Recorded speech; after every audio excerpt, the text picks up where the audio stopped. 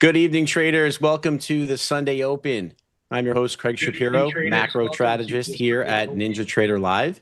It is June 28th, the last Sunday of June, the last Sunday of the second quarter. It's been a wild quarter. It's been a wild month. Everyone's gearing up for the 4th of July celebration coming up at the end of next week, at the end of this week. So a lot going on, a lot to get to here. Futures just opened. And there's quiet. There was some storm over the weekend. We went home on Friday with some rumblings of war, which were held off from information until the market closed at 5 o'clock. And then just right before we got on the air, the administration said the war is over again. So we're back into that song and dance here. But basically a quietish open, which is nice. Crude actually though is up 1.7% to 70.42. Gold a touch softer. Futures are again they're quiet. Nasdaq 29,319. S&P's 74.10. Crazy close on Friday. We'll talk a little bit about what went on there. But getting back to the traditional four-way panel here for the last one of the second quarter. Sarah checking in, Farm, and Pax is here from TBD, undisclosed location somewhere in northern Michigan. How's everybody doing on this Sunday evening? Tan. I'm very tan. You do look tan. You do look tan. My camera makes me look really white. I am really tan, but I don't know what the deal is. It does. My camera makes me look really ugly. It's just the camera. 100% just the camera. I don't know what it is. Max, you've seen me. You guys have seen me. I'm tan. You are tan. You are very. I don't know why. Sicilian looking. Very Sicilian. Yeah. That was.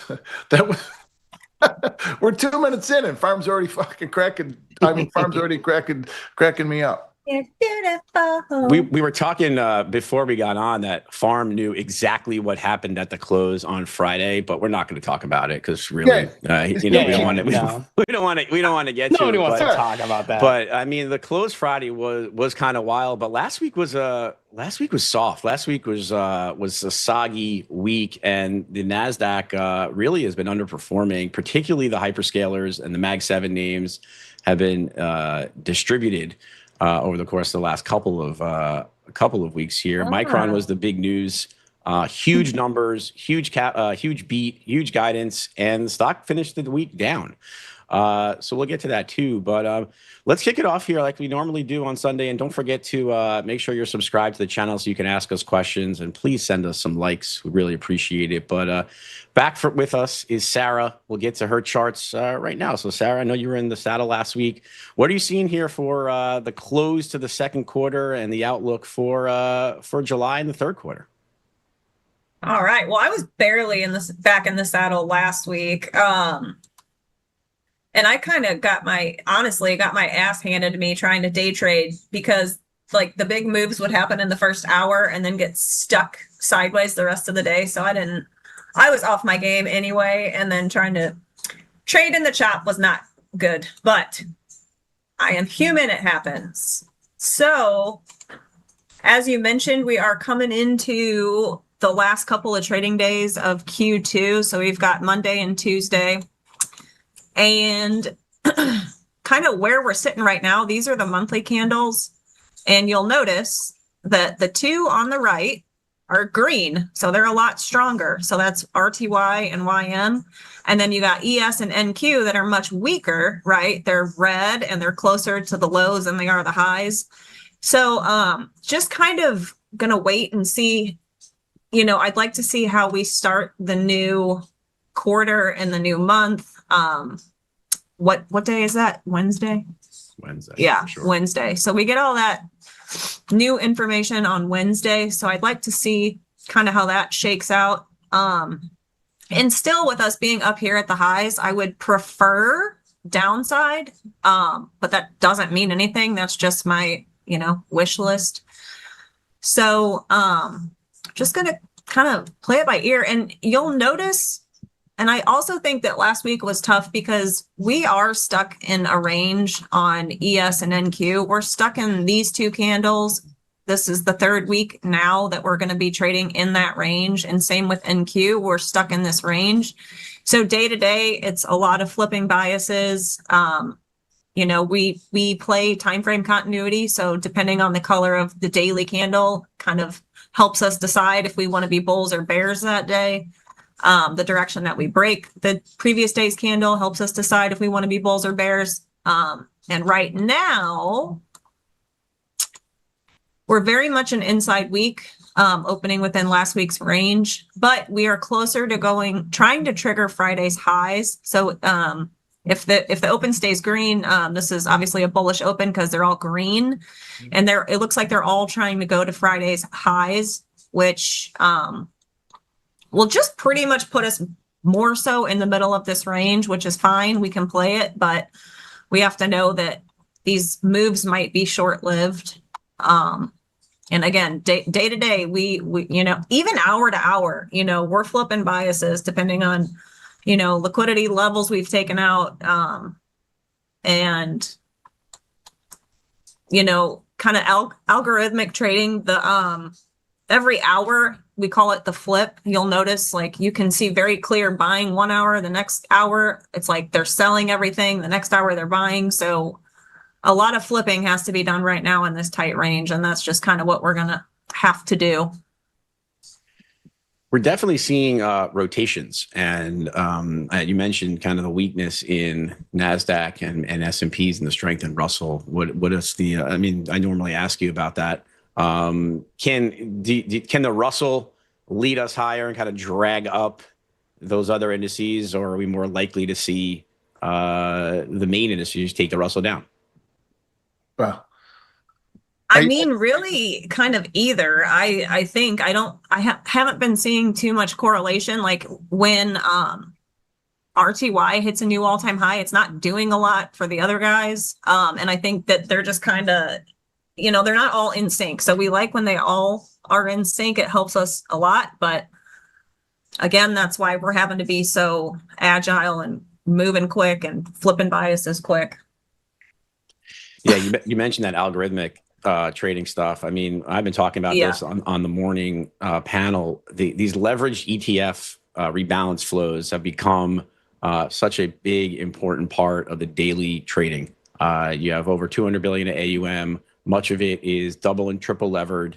That is rebalancing daily. 80+% of it is tied into NASDAQ, semis, big tech. And it's really, it's leading to those kind of exacerbated moves throughout the day as people are front running those rebalances, trading those rebalances. Often we see the weakness overnight get extended. It's pretty wild. And then you have the zero data expiry stuff kind of on top of it. We also this week, importantly, I'll get to you, Pax, on next, but pension rebalance. A lot of talk about the pension rebalance. We talked about it at the end of the first quarter. There was a big pension rebalance in favor of buy to equities, given the negative performance of equities in the first quarter. Now we have, in theory, some record equities to sell, according to some JP Morgan estimates and Goldman estimates. We'll see a lot of the rebalance gets done monthly. Some of it gets quarterly, but it is going to be likely to be a significant number for Tuesday trading. How are you seeing the setup here to start the week? Me? Yeah. I think it's a very bullish Sunday night open. And the only reason I say that is because the low of the day is the opening, or the low of the week, the low of the day is made on the open, 73.98. So I am bearish going into the week. I have not made any I said on Friday, I've never seen a bid I haven't wanted to hit, on my Friday show. So I'm bearish. We are, I feel like I'm equivocating. I don't like doing that. This is a bullish reopen. 73.98 is going to be, you want to be long there or against it. If we take out 73.98, then you have to sell them. I'm not a fader. I'm not going to pick a top, but there's a lot of interesting things that went on last week, and 7508 is the quarterly pivot for the September contract in the S&P. 7508 is our quarterly pivot. We are long below it and we are short below. We are long above it and short below it. 30,263 is the quarterly pivot for the NASDAQ. It was also Thursday's high. So Thursday we saw a straight shot sell-off. without a lot of volume. I mean, it was decent volume, but not huge volume. The thing that bothered me about that as we head into the end of the quarter and this record outflow from the pension funds is on the sell side, is that there was no bid. There was no bid all day long until we got down near 7,400 or 7,408 in the S&P and down. I don't even remember what the low was in the NASDAQ. The NASDAQ broke 1,000 points off of the quarterly pivot that day. So we need to stay short. 7,480 we have not come back to that level. 7,480 is the area that I'm short at. I did not have a chance to get short at 7,508. I didn't trade earlier in the week. It was here. But underneath there, I'm short. And until that market stops me out for a scratch, I'm sticking with it. If I was trading the Sunday night reopen, well, I would have tried to have gotten long off the opening drive of 73.98. Don't go buy them here at 74.32. We're in the middle of nowhere. Remember, 74.50 is the equidistant swing from the yearly opening range, and so that's still an important level in the S&P. So we're in right now kind of a dead zone, and Sarah was talking about it. I don't want to have anything on in between 73.98 at this point, so 74 even, and roughly 74.80 or 75.08. So that's a whole 100-handle range where I'm going to, at a swing level standpoint anyway, stay short until that market gets above my entry price, to my entry price, scratches me out of my runners, and we get above 75.08, in which case I'll get long at that point and flip my bias. But as long as we're below that level, I'm short, staying short, want to be short, want to add. I will add underneath 73.98. I will add under Friday's low of not Friday's low, but it may have been the low. I wasn't trading Friday. I was here, but 73.67, I believe, was the low of that 60 handle, closing range break that we had in the 200 or whatever point that was in the NASDAQ in the closing range. Remember, just like there's an opening range in the market, the first 30 seconds of the trading day of RTH is the opening range. The last 30 seconds of the cash market going at 4 o'clock Eastern, 3 o'clock Central is the closing range. And the S&P broke, I think it was 74.27. The high was of the closing range was 74.27 and the low was 73.67. Again, no bids until the market just falls apart and then they come in and the algos come in and save it. So when there's a no bid market like that, and we're heading into the end of the quarter and we are significantly off the highs of the quarter, and we have reported record outflows into the indices in the markets from the pension funds. I don't think that bodes well, in spite of whatever nonsense that is going on, with Axios tweets and all kinds of other nonsense. I'm tired of it. Let's trade according to the fundamentals and the macro information that the market give us, not headline tweets. Pax, you often say around quarterly rolls that you don't necessarily love to trade that period because of the hijinks that goes on. Is the same thing true at a quarter end into a holiday weekend, right? We have a short week this week, 2 days in June, 2 days for July, then then the weekend starts on Friday with the July 4th stuff. Seasonals for July into the July 4th are typically pretty good. Is this a good time to be trading, or is this not a great time to be trading, do you think? No, I don't like trading intraday at this point. I want to have swing trades on. I want to be positioned from 75.08, the quarterly pivot, long or short. We're short now. I wish I was short from there, but I'm short from 74.80. Now, what we saw at the end of last week and what we're going to see in the next couple of days going into the end of the quarter Tuesday and the beginning of the quarter Wednesday is some similar, back and forth. Sarah was saying algorithmic pushes down, algorithmic pushes back up, and just, all kinds of craziness until we get into the last hour of the day on Tuesday, especially maybe the last 15 minutes, 10 minutes in my group, everybody will be ready to trade that. But I want to be positioned always from the quarterly pivot. Because what happens is that normally I can get, not normally, quite often I can get positioned in front of it. And then when the new quarter starts, I've got a very, very nice lead on something that the market has got to come back and scratch me out. And it'll give me a chance to be able to add to it when the new quarter begins. So we got the quarterly pivot of 75.08, and then we'll have the new quarterly, not the new quarterly pivot, but we'll have another quarterly offering on Wednesday when we open. Now, this is a scalper's paradise, and I'm not a scalper. I scalp into the market. If you watch my Friday shows, I kind of scalp into the market, but I'm looking for intraday swings, and I'm looking for those intraday swings to turn into bigger swings. But I'm not gonna sell or buy something and look for points on it. Sometimes it happens if I sell 74.80s and the market goes down to 70 and back up to 80, it looks like I'm scalping, but I'm looking for the intraday swings. But this here, so I'm not a scalper. I guess I kind of am, but I'm really not. I'm looking for hundreds of points. But this is a scalper's paradise. I mean, if I don't like trading this stuff.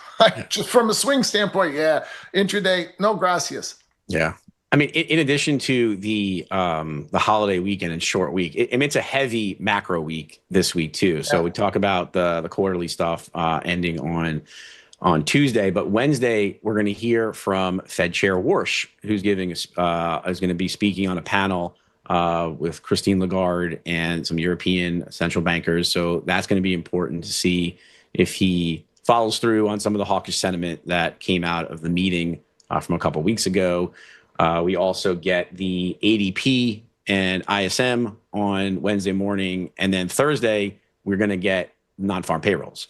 And so, in light of the last Fed meeting, if we get another strong payroll print here, which is actually more likely than not, given the World Cup hiring and the seasonals. And so there's likely to be more chatter about a potential for a July or a September rate hike. And so we saw kind of, how the bond market and dollar have rallied. The dollar has rallied. The bond market has sold off on back of that rhetoric. We'll see if that continues with some more constructive payroll information on Thursday. So kind of a short week with a lot going on. But kick it over to Forum and chat. If you're there, make sure you are asking questions, because we want to make sure we're touching on all the key topics and any questions that you have. But Forum, I know you are in the saddle with all the information. Looking ahead to this week, how are you thinking about the setup here? Yeah, I'm starting with it a bit zoomed out, and this is the same volume profile template that I had on a couple of weeks ago, maybe 2 or 3. I was off last week. But this profile off to the left is a leg up from the year-to-date low, and the profile on the right is basically the swing high. I mean, ES made a new high after roll, but really the high in the cash indices were put in before that. So I've kept this on as sort of a leg down profile from the swing high. And so PAX has 75.08. I very, very much agree. That level has proven itself to be incredibly important. I'll call it 74.97, big picture to 75.18. That range is absolutely critical. You could see that we've rejected prices above there twice and settled back into this prior range. I've got this past week's cash hours low on there. The lower edge I might have had a little bit lower. I used 73.45 a couple of weeks ago. Right around those 73.30s, 73.40s is sort of the lower edge of that range. So you're going to see what we've been seeing, right? Which is this wild back and forth intraday as we build out volume in what is a primary distribution off that low. So it's the highest volume area we've traded since coming off that low. It's going to tend to be sticky. So mean reversion is generally the name of the game until this range breaks with continuation one way or another. I'm going to flip over to NQ on that same chart. It's a little bit different, but also not. I mean, we still have found acceptance back into this prior range. We did not and have not made it past this volume point of control here. So that is a kind of a major structural difference, I would say. If we do, then we can start talking about range low, which is basically this recent low that we had earlier in June. I mean, this is a big multi-week balance. And keep an eye on NQ up here, just a little bit higher. I haven't gotten there, but it could be a short up here in a minute. It's just a big multi-week balance. And when you get these huge multi-week balances, you're going to have two-way trading. Bulls are still in control on high time frames. We have not taken out a prior month low in an eternity or whatever.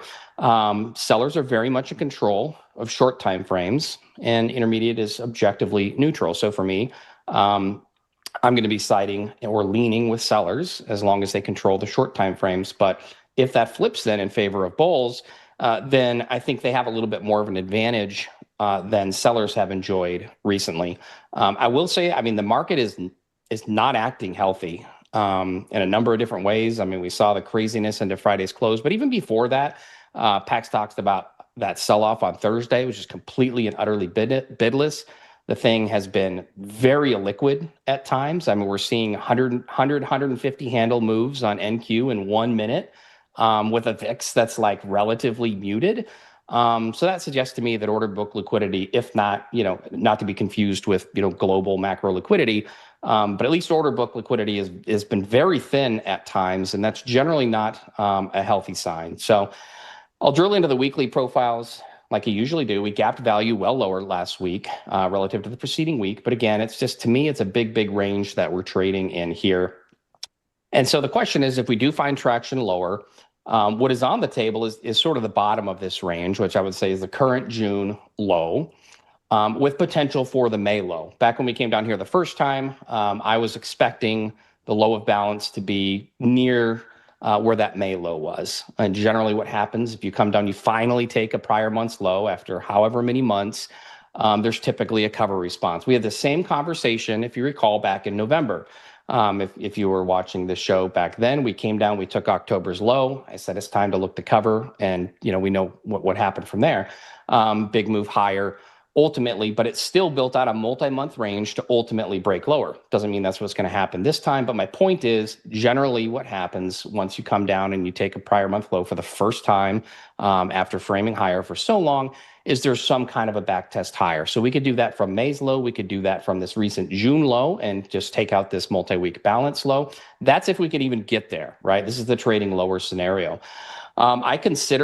I'm on ES here, but I generally consider the area below 73.36 to 73.42. Again, that's kind of like the range low on that first profile that I showed, higher time frame. And I generally consider this to be a demand distribution from the week of June 7th. And so on first pass, I'm expecting there to be some reactive bids in there. Now, are they durable reactive bids that lead to some kind of, major swing low? We'll see, right? We would then just monitor for coming back into this past week's range, and this 74.05 to 74.10 would be a key reclaim in that scenario. So that's sort of trading lower on ES. I would prefer that. I don't know if we get that. I will add, I'm really glad that we opened flat here today. We've now tested higher. Maybe that lasts into cash. Maybe it doesn't. I'll just add that sometimes testing higher and failing is far more bearish than simply trading lower. So a more bullish scenario to me is actually to see sellers come down, make an attempt, take out this past week's low, find some real buyers, and then see bids come into the market, get some reclaims. That to me is a more bullish scenario than any kind of a trading higher scenario. So I would wrap that away. Trading higher, again, big range. Most of the volume from last week, you can see here between 74.05 to 10. And I've got 72 to 76 on there, but really it's that 74.97 to 75.04. Call it PAX is 75.08. That's the big spot. We still have an RTH bearish gap sitting above there. Oh, it's just asking to be taken out up there. It really is, isn't it? So, I mean, in this situation where we're now trading higher, that's going to be my lean, is to come in here and maybe we take out these highs and we fail back in range. You would have to get back below 74.72 to 74.76. But that to me is a setup that could mean this past week's lows. So that's a lot of range. So I would be looking for that. If we do actually sustain above, let's say PAX is 75.08, call it 7,500, whatever, then that could put some pressure on sellers. It should be a squeeze situation. And the last thing you'd really be looking for is a gap fill reversal around 75.27 to 75.31, which would then still have to get back below PAX is level, 75.08, this is 74.97 to 75.04, and 72 to 76, right? So that's how you're managing this situation, whichever way this goes. We're clearly short below last week's low. I would just be careful on this first pass down below 73.30s, 73.40s on ES, and then I'll just run through. It's basically the same with NQ, even more so. I'm cautious trying to get back through this trailing week range, the week of 6-7. 6-7, yeah. I see some big spots that are going to produce reactive response. I mean, outside of like some major liquidation event, they're going to very, very likely be reactive. Again, whether that produces a durable low will depend on whether or not we reclaim this past week's low. I like 29,296 to 29,339 better than that. I think that's the more important reclaim, and we just tagged the spot on NQ up here that I'm then watching, this 29,569 to 29,595. So I'd look for this to potentially flip from there. That reclaims, we're probably coming back up to this 891 to 923. That is range high until proven otherwise, just like the 74.97 to 75.04 area on ES. So similar idea. With this trading higher scenario, if we pop these highs on NQ as well, I would still look to take it back down at least towards 569, 595, and then see if I can get runners to 296, 339, and down through this past week's low. So trading lower first would have and still could be. I mean, this isn't, Asia hasn't even taken their morning shit and morning coffee yet. So we still could wake up to a gap down or something, right? And that I would still call that trading lower. I think that's more bullish ultimately in finding a low than this bullshit. I think it's much more likely that this gets stepped on at some point, and you don't just want to have like more buyers trapped because Trump put out some stupid ass tweet. If you remember back in March, he kept doing that after the bell, putting out a bullish tweet. You get a cover rally, and then it would just get absolutely stepped on, and it just weakened the market to come back lower. But if bulls can sustain above this 891 to 923, again, that should probably produce a squeeze back up. PAX had another pivot right here at this 269 to 293. I forgot what you said. That's 30,269 to 293. Yep. Yeah, right there. Clearly a big spot. Huge liquidation break. I mean, if you're above there and like all this selling from this entire past week and that Thursday, they're going to squeeze them, right? And then the last thing you'd be looking for is some kind of a gap fill reversal up here at 30,500s. But this is a range until proven otherwise. I'd be watching for sellers to potentially step in right where we're at on NQ. And if they don't, this thing's going to revert back to last week's volume point of control and probably range high. And then you again look to see if sellers are going to present and we sell them or not. So I think that pretty much covers all the scenarios. I'll lastly add, I'm going up north in a couple of days. The market does love to set normally they set a trap lower before vacation and then they just rip the whole time I'm gone. So that would have made sense. Now this trading higher, I don't know what to do other than sell it here. Wait, when do you leave, Farm? I think Wednesday. I'll still be doing the morning show, but I'll be off. So Wednesday, Thursday, if they start buying them, just know it's because I'm off. If they start buying them, I'm going to fade it. Do it, Pax. Yeah. It's an interesting open because, obviously equity indices are higher with NASDAQ up 68 basis points and the Russell up 50 and the S&P's up 50. But the rest of the markets are trading as if there is elevated geopolitical concern continuing, right? We have oil up 1.5%, gold's down, bonds are down, the dollar is stronger. And so the rest of the markets are showing maybe the back and forth between Iran and the U.S. is not over yet. Well, it's also, look at Craig, it's also the end of the quarter. The quarter's over, except for whatever rebalancing is going to be done. I mean, it looked like the Russell rebalance on Friday and had some rebalancing yesterday, Friday, and we'll get some more of it tomorrow. But this is the quarter's over. Yeah. All positions are in and they're rolled. So, okay, now what? We've done 12,000 contracts in this Sunday night rally. Nothing. There's no volume. Like, Farm said it really, really well. Well, I'm not going to repeat it, but they haven't even had their morning coffee yet in Asia. Sure. Yeah. And you're right. Stop Hunter 69 brings up a good point that crude's not really up all that much from where we closed the day on Friday at 4 o'clock. The futures are open, are higher because of the 2:30 close. And a lot of that news came out kind of towards the tail end of the day. So that makes sense here. I do want to just point out this, my sector breakdown table, because I think it shows a pretty instructive, thesis about what kind of this dispersion we've been talking about and some of the tech unwind. Here I have by year to date so far. Here you obviously see semis up, 70% for the year, biotech's up 27, XLK, which is big tech, and a lot of Mag 7 is up 26%. Energy, XOP, and XLE up 20%. But if you look at the week to date, which was last week's trading, you could really see the unwind, right? You can see how semis down 7.5% last week, XLK down 5.5%, XLC, which is I think Google is in there, down 3%. ARC, big growth names down 3%. And what biotech's been great. I think that's just kind of the secular growth in healthcare, but healthcare up 7.5%. Home builders up 6%. Regional banks up 5%. Utilities up 4%. So you see, even though tech has been lagging, we're seeing that money is rotating and not liquidating, right? And so I just think it's an interesting setup here. And really, a lot of that market cap continues to come out of the hyperscalers, comes out of the Mag 7, who are spending hundreds of billions of dollars on CapEx, increasingly being funded by debt and by equity. I'd throw OpenAI and Anthropic in there too. A lot of that money is going into the build out. So it's going upstream to memory names like Micron and the Korean names, and other upstream names going into some of the infrastructure names and industrial names. And so now then last week when we had the bond market kind of rally back a bit, you got a bit in housing and yield sensitive names like utilities and real estate. So I'd say so far more on the lines of rotation rather than liquidation, although we're getting into this quarter end rebalance and the levered ETF rebalances. So should be a pretty interesting week for sure. Sarah, I want to kick it back over to you.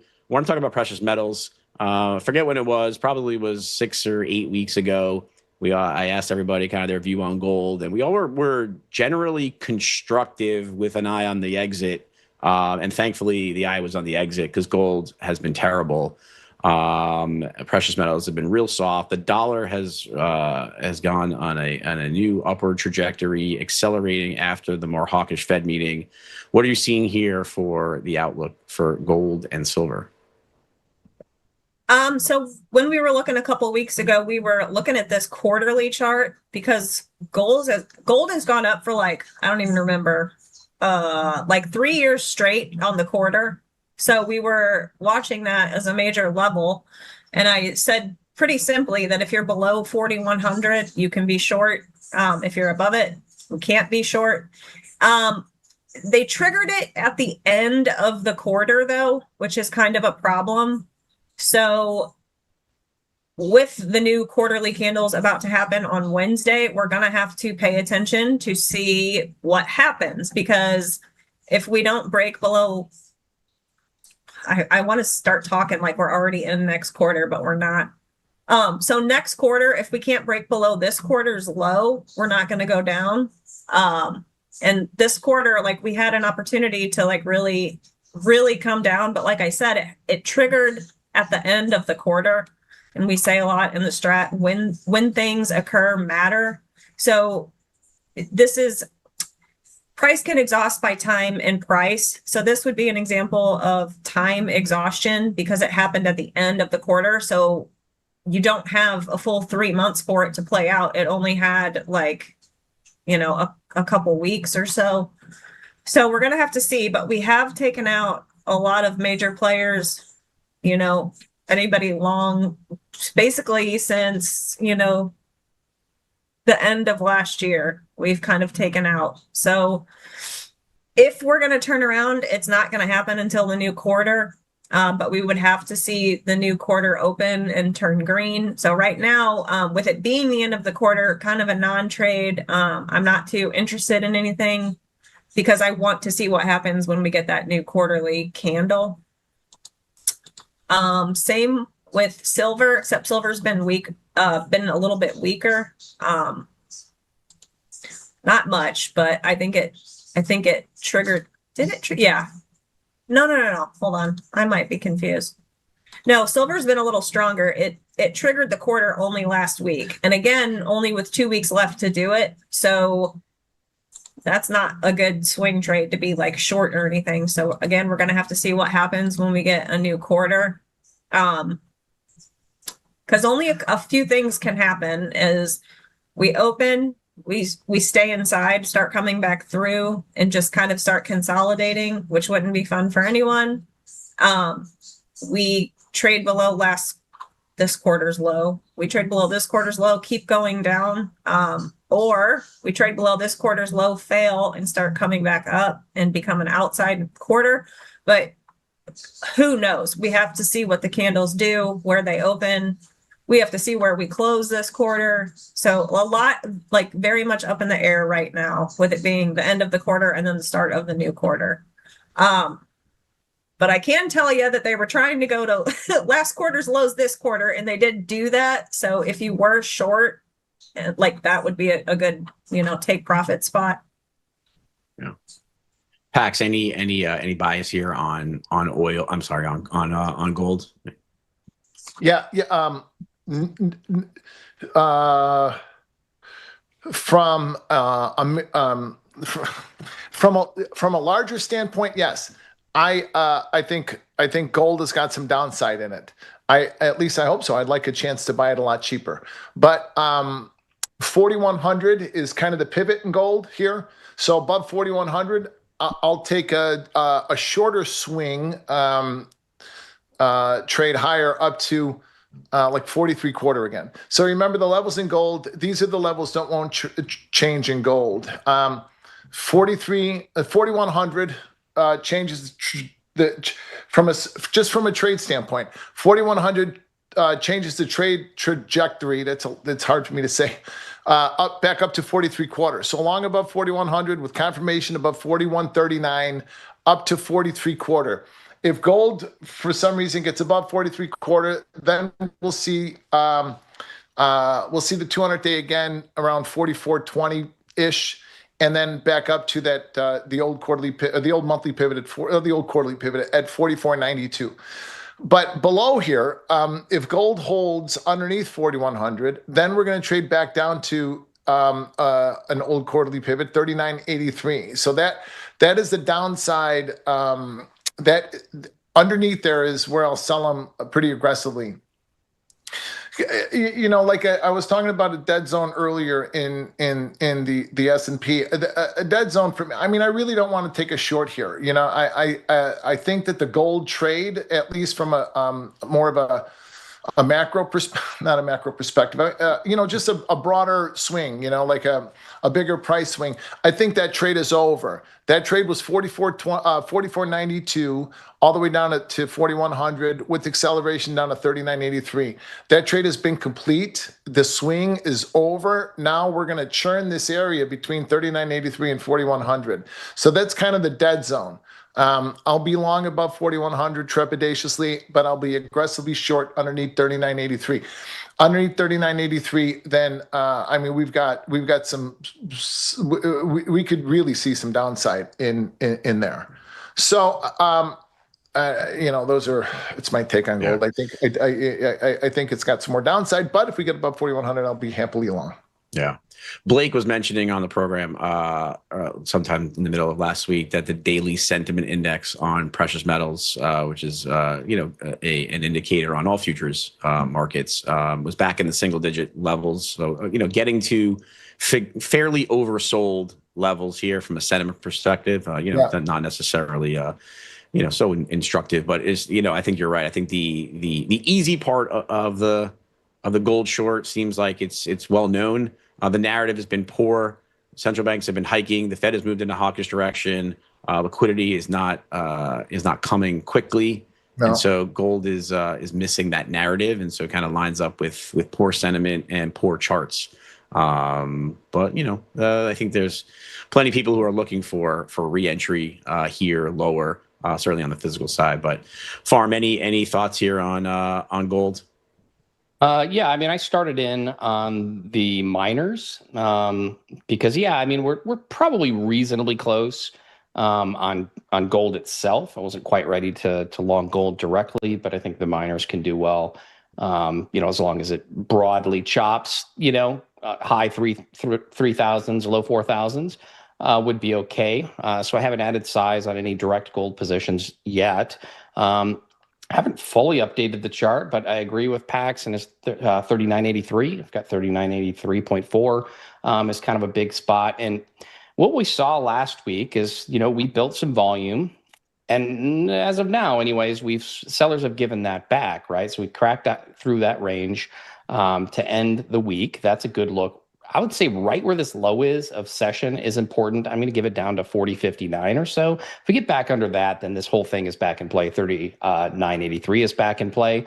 But if bulls can really bid this out of here and get back above this, let's say 41.17, 41.22 spot, then it starts to look like they might be finding a low to work against. It's not the most amazing low I've ever seen in my life, but it could be something worth working against. But after a trend like this, I mean, really, you're going to have to form some kind of a multi-week balance. Bulls are going to have to take out a prior week high. They're going to have to overlap value higher on a weekly basis. Then we get some kind of a multi-week balance, and they can look for some kind of a meaningful reversal. So I do think it's going to take time for spot gold. I mean, like barring some crazy catalyst, of course. I think it's going to take some time to repair. Pax said, it probably churns around here for a while. I think that's reasonable to do that. And again, you'd be looking for some kind of a multi-month balance or multi-week balance, and then look for trade setups. But I do like this area in general.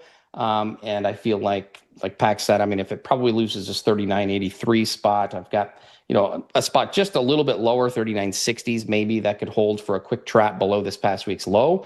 But meaningful traction below this past week's low, it looks pretty bad. And you're just going to have to wait. And again, for big picture swings, there's no rush to me. You just wait for the weekly to come back to balance and then look for some kind of a tradable setup off that multi-week balance. Yeah, that makes sense.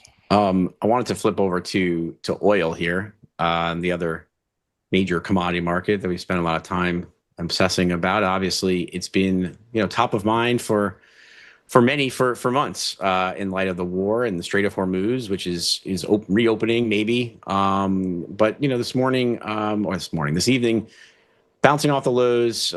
Missiles flew on Friday and Saturday and Sunday, and now they're going to stop again. There may or may not be meetings this week to continue negotiations here.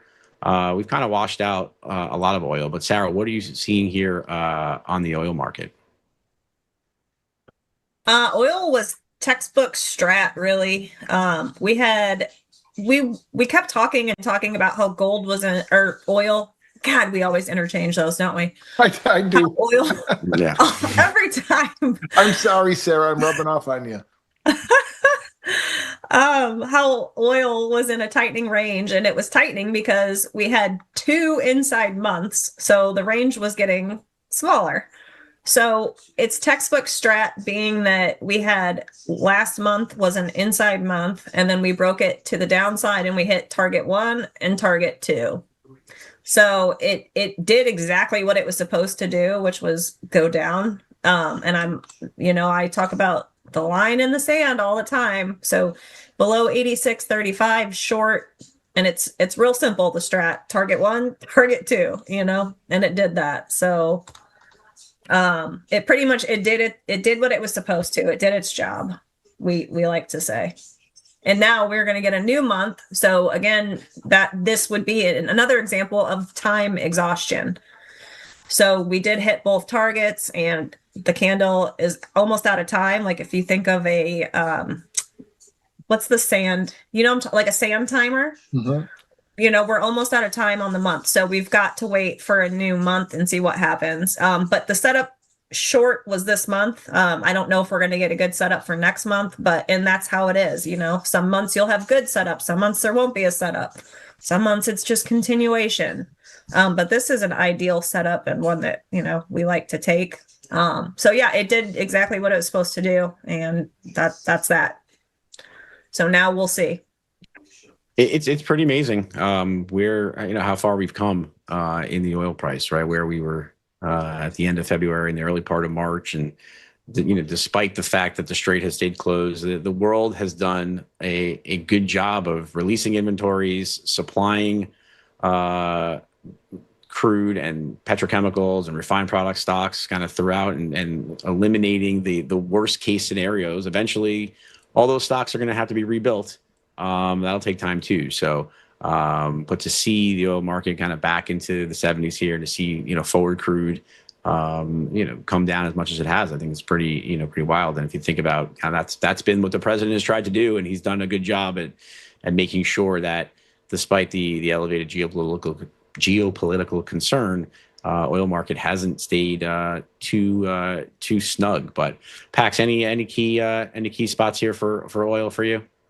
Samantha LeDuc last week had a really good line when she was filling in for you guys. There are better things to trade. So, I mean, I think that we're finding kind of I think we're finding the range. We're back in the range. We're below 77.70, which is if you guys have crude up on your charts and you draw a horizontal line at 77.70, and put up a monthly, you'll see how pivotal that price is, going back years. So we're back below that. That puts gold back on its heels. We are also beginning in the summer driving season. So I think that crude can find, a bottom someplace, or at least a temporary bottom someplace in the mid 60s, maybe high 60s. I don't know. And then kind of, sort of trade a little bit higher, I suppose, or at least just hold there. But I'm not interested in trading it. I thought that was a great way of putting it. There are better things for me to trade. Yeah. No, it's interesting. Oil volatility has gone, for most of last year was kind of in the 30 to 40 range, spiked up to over 120, in the middle part of March, and is now back in the kind of mid 40s range again. So we're kind of getting back to, into this, to your point, just kind of, it's not less interesting to trade market. I suspect, a lot of the hot money, a lot of the momentum money has left onto different pastures, mostly AI related. It'll be back in the hands of more fundamental players, folks who focus on this all the time, in a lower volatility world. It's funny that when volatility spikes like it does too, people don't want to trade it necessarily either. And then when volatility comes out, people get bored of it too. So no, that's the opposite for me. When volatility spikes is when I do want to trade it. I love volatility. I'll trade volatile markets in any way, shape, or form. I don't like rangy markets. Right.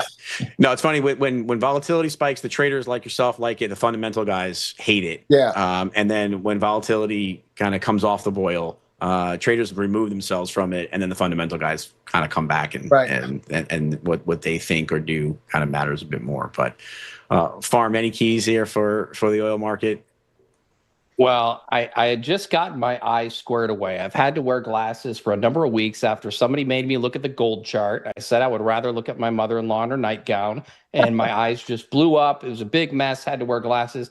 And now you just made me look at this crude chart. So you should see me in glasses for the rest of the week. Again, I appreciate that. Jeez. Yeah, I mean, it looks terrible. Obviously, I think 66, 69, roughly. If that gives way, call it 66, 69, because that's a nice level. If it loses that, it's in some pretty significant trouble. I mean, it can come down to 60. So it's got to find its feet here, to me, roughly in these kind of high 60s.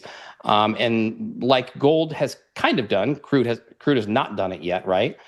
We built some volume here. You'd want to leave that behind if you're a bull, and get some kind of key reclaims. These 7250s have been really important on high time frames, but ultimately it's going nowhere to the upside, just like gold, until we're taking on a prior week's high, building out some kind of multi-week balance. These moves, after they unwind, again, barring some crazy catalyst, which clearly, I mean, we could get one, right? Sometimes they take time, right? So we had crude that basically, first we had precious metals, they blew off. And then it was just grind, chop, and then shit the bed, right? And then we had crude, blew off, grind, chop, shit the bed. So I don't know. Let's see what some of the other names that have blown off are going to do. Looking at you, Cosby. So it's not going anywhere anytime soon, barring some catalyst. I have no interest in trading it, but I do think it could really get cheap below 66, basically. And I don't really have any interest trading it to the long side. And even if a catalyst comes in, we start bombing again in the middle of the week, which is completely illegal. Bombings are only allowed after 4 p.m., 5 p.m. really on Fridays. Can you imagine the general that's going to get fired for actually loosing the missiles before 4 p.m.? I realize they didn't announce it, but the fact that he let him fly, he's gone. He might have been a 4-star. He's somewhere in a brig for sure. I don't care to trade. If they get, some news, I'm not going to chase that shit. But if it firms up, some kind of constructive behavior, okay, fine. But I'm not interested at all. And I'll be in glasses for the week after looking at this disgusting chart. It is interesting, just the fundamental backdrop. What is it saying? And we'll definitely, talk with Shai about that throughout the course of the week coming up, because the narrative is of a tight market, yet the charts are poor, the sentiment is poor, the president's trying to push it down.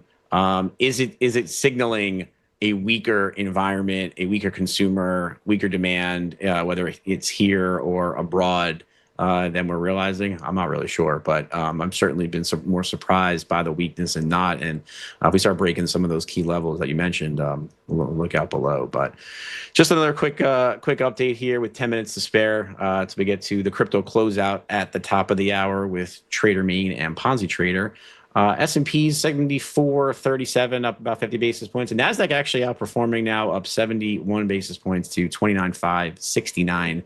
Russell up 45 basis points. The crude is up 1.23% to a little over $70. Gold a little bit softer, down 37 bips to 40.81. The dollar's mixed, flattish on for the most part. I want to just Pax, just wanted to shift back to you real quick on the bonds. Bond staged a nice rally, kind of post a more hawkish Fed. I'm curious, what are the key levels you're seeing here for the long end? Or hold on. I want to see what last week's high was. I think it was 114.20. Thank you, 114.20. So the 30-year need to get it needs to take out 114.20. 115.08 is in play. 115.08, 115 even is the high this quarter ending, but 115.08 is yearly opening range. So that is the most pivotal price that the 30-year bond has. The bonds here are not I don't think are signaling anything. The bonds here are signaling the Fed is going to stand pat. Now, if we take out 115.08, maybe trade up to 116, 117, especially into 118, then we can start talking about a cut, I think. But right now, everybody was talking about the Fed looking like they're going to hike. I think it's looking like we're going to stand pat. So let's see if they have. I'm flat 30-year. I wish I was long. I just missed a couple of really nice trades, and I didn't chase them from the 111, 11, 12 area.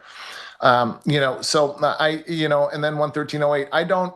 When I miss something, I would rather just wait for the next setup. For example, gold. If gold takes off underneath 4,100 and we traded up to that pivotal price, and I didn't sell it, which, by the way, I want to point this out. This is a bearish open on the week for gold. Meaning 4101 is the opening print, 4102.9 is the high, and we're below it. So that's bearish. Anyway, 30-year bond is strong, and it's going to try to take out. If it takes out last week's high, 114.20, then we'll see 115.08, and that's a very, very pivotal and very, very key area. We get above 115.08, then I'll look to start to get long. But great trade to see Taylor in the chat. We were talking about it a minute ago. He got long. He said I created a bond monster. He got long at 111.12 112, I think he said, and he's still holding a runner. So his spot that he's looking at is 115.08, and I couldn't be happier that I got to be part of that. I wasn't part of the trade. You made the trade, Taylor, but I'm glad that you paid attention. No, it's nice, but That's we definitely, awesome. definitely get the macro will matter this week for the bond market between the pension rebalance, which again is out of stocks into bonds. So you might get some of that kind of last minute Yes. or last support for fixed income, but then you get Warsh on Wednesday morning and the ADP and the ISM, and then Thursday with the non-farm payroll. So definitely be some two-way action there, and then you get the long weekend, so some positioning up for the holiday will be interesting. One thing we did see is we've seen the curve flatten nicely because front end yields are still higher than they were before Warsh spoke. They were kind of 405 going into the meeting, kind of peaked out at about 423. They're back down to 409 now, but 30-year yields are now, I think, back through the level of it before he spoke. Yeah, just checking here, but we were kind of going in 490. Obviously, we were 505 and higher in the early part of June, and now 486 last on 30 years. So I've seen a decent curve flattener, a market signaling that he can be hawkish and be successful. And I think the lower oil prices are also helping that dynamic because inflation, headline inflation, worst fears, and let's say left tail fears are kind of getting priced out. So. But it will be a good week for trading for bonds. In the last 5, I know there's been some chatter in the chat about the Bitcoin. What are the views here about the Bitcoin? And we'll obviously hear from the experts on the Bitcoin when we get to the top of the hour. But Sarah, what is the Bitcoin chart telling you here? Why does everybody call it the Bitcoin? Because Jimmy Cags has been calling it the Bitcoin, and I think that's sticking the landing here on NinjaTrader. My mentor did too. Yeah. Well, he called it the Bitcoin, but okay. But anyway, the Bitcoin. You guys know my higher time frame, longer term target is the 49,050, whatever, 49,000. And it was like the perfect short this month. We talked about it on our I think it was 6/2. I don't know. When did we? I don't know. Anyway, I wrote this on 6/2 is what I'm telling you, is that, short below the 72,364. And this is another strat setup. This is what we call a failed 2 up, 2 down reversal, target 1, target 2, target 3, and it hit a target 4. Again, the hourglass. Thank you for somebody who reminded me what the hell that is called. The hourglass. So we're about to get, the month is almost over. So we're about to get a new monthly candle. So again, that could stop the selling momentum. We could go inside next month. I don't know. We're going to have to see. But bigger target still down there at 49,000. And then there was also a really nice weekly setup short. It's kind of the same as the monthly I just showed you. And that's what's cool about the strat is it's fractal and you can see it on all time frames. Same setup on the weekly. A failed 2 up, meaning it tried to take the previous week's highs, failed, came back in, and then you short below that low, 62,159. And then the target was 59,073? Yeah. So the short, worked out perfectly. We are at temporary kind of exhaustion levels. Again, with the new monthly flip coming, we got to be careful. They could decide to turn the buying algos on this month. What is this, July coming up? Hopefully not. Hopefully they just tank it and then they want to rip it. So if you got a bunch of dry powder sitting around, if you got 49 grand sitting around that want to buy a Bitcoin, that's where I would tell my little brother to invest. I'll just say that. Max, I know you had a level. Someone asked you in the chat about the Bitcoin earlier. I know you had some levels there. My question for you is, are you ever going to own the Bitcoin? If you don't already, I actually don't even know if you own it or not, but I'm curious. And would you be considering adding to the Bitcoin at a certain price here? I do, and I would. 49,000 and change. So 50,000 is that August 24 low. And that's where it rallied to new highs from. So if that, I'll buy some there with the tight stop underneath it. If it doesn't hold, then we can see 20,000. That's Blake Morrow Pipsar's level, and I see that too. So Bitcoin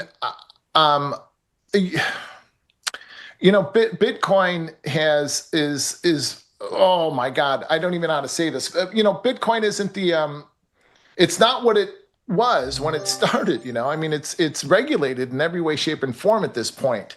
And with the funds involved and with CME listing futures and all of that stuff. So nobody. I don't know that anybody really knows how it trades from here fundamentally. But technically, yeah, I'll buy more at 49,000. Bitcoin has been a great trade for me since 2018, 19 when I started to look at it. I was a little bit late to the game, but it's been fun. Yeah.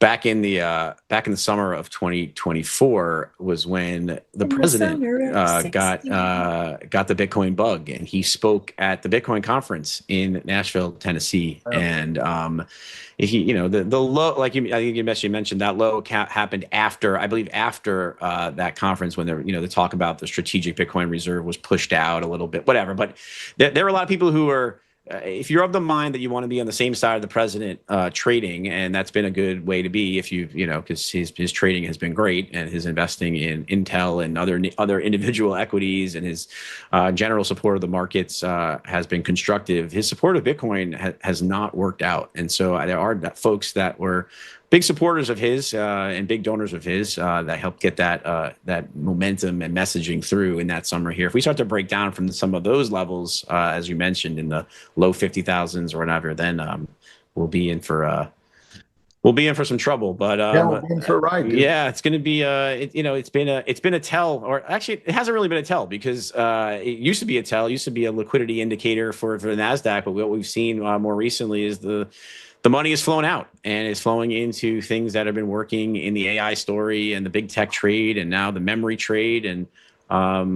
certainly many traditional finance folks who kind of were dabbling in there seem to have left the building. But I don't know. It doesn't bode well. But who does know? The guys who are coming up next. And so thanks everybody for joining us again on the Sunday Open this week. Have a great week trading, and let me kick it over to Trader Mayne and Ponzi Trader for the crypto closeout.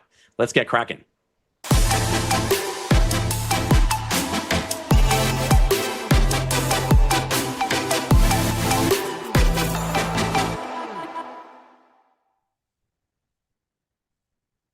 Hello. What is up, Mr. Mayne? I finally get you back, bro. I know, dude. I'm so sorry. I'm so glad we're back here to talk about the Bitcoin. And what's pretty funny is every time they hand it off to us here, our lovely pre-show partners, prior show partners, they call us the experts. And I feel like it's the other way around. I mean, the way that they talk about Bitcoin is so much more professional than the way that we talk about Bitcoin or markets in general.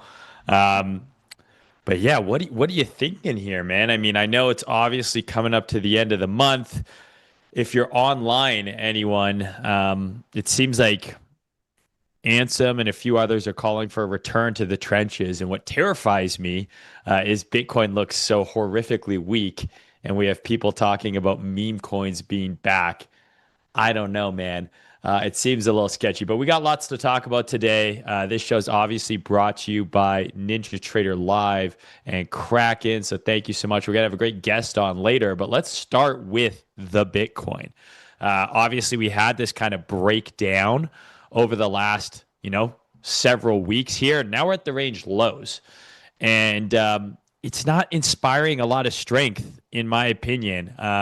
I think the best argument that you have on the bull side here is that we're, kind of sweeping out the range lows here, and we're going to get some sort of mean reversion. But I don't know what time frame people are maybe looking at this or Solana or any of these other coins and are like, oh man, this looks good, for longs. I'm pretty bearish. I agree.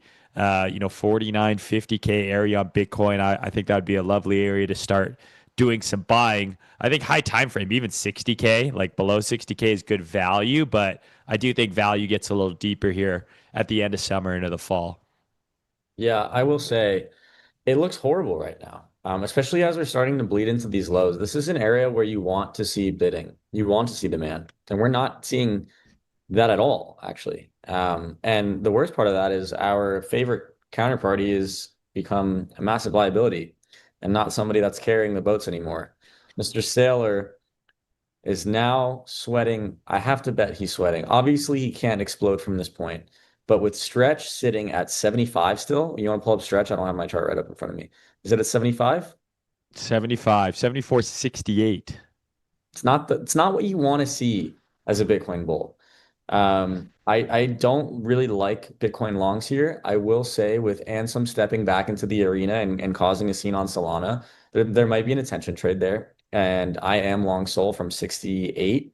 I'm trying to take it up Me to too. the Like high 80. 70s. Yeah. Yeah, I took the Sol before, kind of when Anson was tweeting last week, but more so just because I kind of saw this divergence here. Like Bitcoin made a lower low and Sol made a higher low. And those are one of my favorite trades where you're effectively playing relative strength. And if the market is going to bounce, the asset that made the higher low is likely to bounce harder. Yeah. And you get a really clear validation at that initial low. So I took that long on Sol as well. I think what we've seen from Ansem so far is it proves the boy still got some motion. But I just don't know if that matters. High time frame, I still think things look very bad. And to touch on the Michael Saylor thing, because those of you in TradFi maybe who are still hanging out watching the show are safe from the machinations of Saylor that we've been dealing with for 6 years now. Like at first it was kind of funny, and now it's like, I don't know, man, the AI slop of you leaving the burning ship on an orange lifeboat isn't hitting the same right now. Sorry, go for it. It's been 6 years. 6 years he started buying Bitcoin. Imagine buying Bitcoin for 6 years and your average price is $75,000. Like that's how bad the buying has been. I don't think people really understand. Saylor put in 700 million into Bitcoin when it was trading at 20,000 before the last bull market, not even this most recent one, the one before that. If he would have just done that singular trade, thrown that on the balance sheet, he might be discussed as like one of the best business operators of all time, aping almost $1 billion in Bitcoin for a liquid 5-6x at its peak on the balance sheet. But he just continued to buy all the way up, all the way down, all the way up, and again, all the way down here. So for those of you who might not understand, Saylor effectively has a company where he's turned it into a business that buys Bitcoin. Does it do anything else? Not really. I believe it's a software business, right? But if they have any revenue from the software side, I'm sure it's de minimis relatively. And effectively, they hold 800,000 plus Bitcoin at this point. So he was buying Bitcoin with selling common stock within MicroStrategy. So he would sell stock, buy Bitcoin, Bitcoin goes up, stock becomes more valuable, sell more stock, buy more Bitcoin. It already kind of sounds like a Ponzi, but it was working, and it works especially well when Bitcoin is going up. But then you start to introduce these STRC, STRD, STRK, all these different basically dividend yielding products. I don't know how else to describe them, where it was like, hey, I'm going to sell you this ticket, and this ticket is going to give you 8, 10, 11, 12% juice. And then the money that I get from selling these tickets, guess what I'm going to do with it? I'm going to buy more Bitcoin. And the entire model, kind of layman's terms, was that as long as Bitcoin appreciates at a certain rate, they will always be able to service the dividend without ever having to sell Bitcoin itself. And that worked really well in two situations. One, when your average price is low, and two, when Bitcoin is going up. What we're seeing right now is his average price is so bad and Bitcoin is depreciated so much, the cash obligation is now $1 billion plus, I believe, like a year. Is that correct? Or is it a quarter? I don't know for sure. I think it's a year. Yeah. But it's a significant sum of money. And it's like, they've got a few years of runway, but as Bitcoin goes lower, it becomes shady. He had to sell some Bitcoin into what Ponzi said earlier. He can't blow up. This is not a Luna situation where Bitcoin hits a certain price and he's got to become a forced seller of 800,000. None of the stuff that he has sold and money he has raised is collateralized with the Bitcoin. So it's no collateralized debt on the Bitcoin. He can defer the dividend payment as long as STRC is trading below 100. He doesn't have to pay it. He doesn't have to pay the juice. Now, is his entire business model invalidated now that he's sold Bitcoin and he said he never would? I think, yeah. And I think he pigeonholed himself in two ways. He bought too high, and he said he would never sell. There's nothing wrong with selling. Like if he was like, hey, we bought really cheap, we're going to sell really high and then buy again, I think that makes it an even more durable product. But he had this persona like you never sell your Bitcoin, sell your internal organs first. And now he's sold it. It's kind of like, okay, how low do we go? He probably has to sell some. I like to think that creates a bottom. Yeah, I mean, the problem is selling. What does selling some mean, right? At what point? I think they become convertible in 2028. It's something to the tune of several billion, correct? Yes. Yeah. What are his current holdings right now in terms of notional? 840,000 Bitcoin at like an average of 75K. Yeah, man. I don't know. I think it's not the sexiest model right now, especially both him and Tom Lee watching the entire equities market run from them as they're fully exposed to crypto only has got to be incredibly painful. It's Oh my painful God. for me to watch. I think it's one of the hardest things I've had to look at in this space. You could argue Tom Lee's even more impressive because he only started buying Ethereum like within the last 18 months. Yeah, and he's down as much as Saylor, like $11 billion unrealized. But again, the debt that he used to buy the Ethereum is non-collateralized. Like these guys are the greatest salespeople ever. I think if anyone is in trouble, and Saylor obviously becomes a forced seller, I think he's ruined his reputation. Unless Bitcoin just starts ripping again and bails him out and he has to sell more. I don't see, like, I think he survives, but I don't know how it, proliferates in the future for him.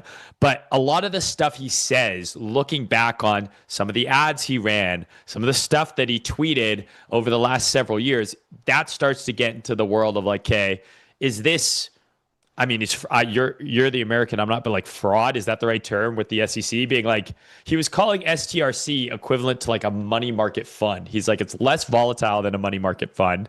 It's pegged at 100 and you're getting yield.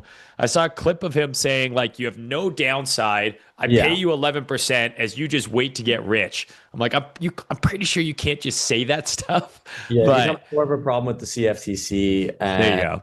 the FCC. He definitely did some questionable stuff. And it's kind of like the Tom Brady situation, what we saw with FTX. After FTX went down, we started to see, the large KOLs, the celebrities that were endorsing FTX start to catch some heat. So really, he's a genius until it explodes. And once it explodes, people will come after his neck. If it explodes. And by explodes, I mean he sells. Yeah.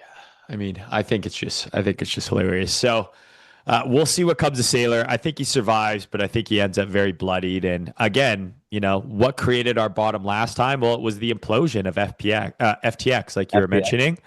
Maybe Saylor having to unload a fat clip of Bitcoin is what creates the bottom. I think if you ask the average person when FTX blew up, they might have said like here. I don't think most people realize like how deep into the bear market we already were.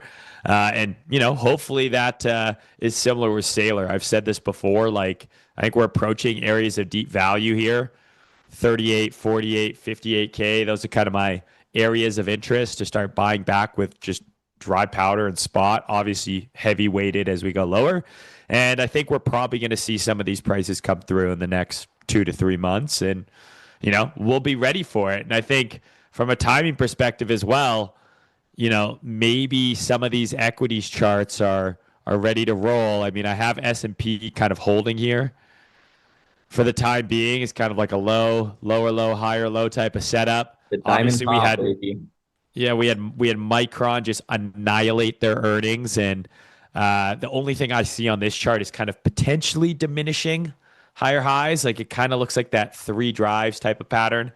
But yeah, I mean, overall, I think any asset you want to be long right now, like Bitcoin just seems like, not the one.